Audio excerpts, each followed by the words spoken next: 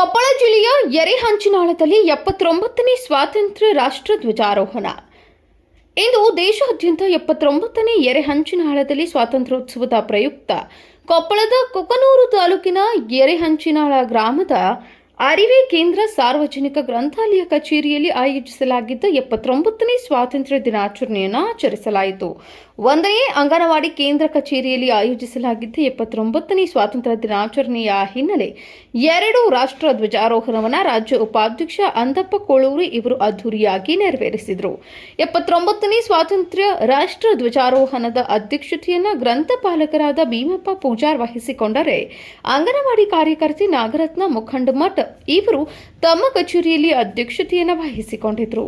ಈ ಮೇಳದಲ್ಲಿ ಸರ್ಕಾರಿ ಹಿರಿಯ ಪ್ರಾಥಮಿಕ ಶಾಲೆಯಲ್ಲಿ ಧ್ವಜಾರೋಹಣವನ್ನು ಎಸ್ಡಿಎಂಸಿ ಅಧ್ಯಕ್ಷರಾದಂತಹ ಶ್ರೀ ವಿರೂಪಾಕ್ಷಪ್ಪ ಅಸುಟಿ ನೆರವೇರಿಸಿದರು. ಶಾಲೆ ವಿದ್ಯಾರ್ಥಿಗಳಿಂದ ಪಥಸಂಚಲನ ನಡೆಯಿತು.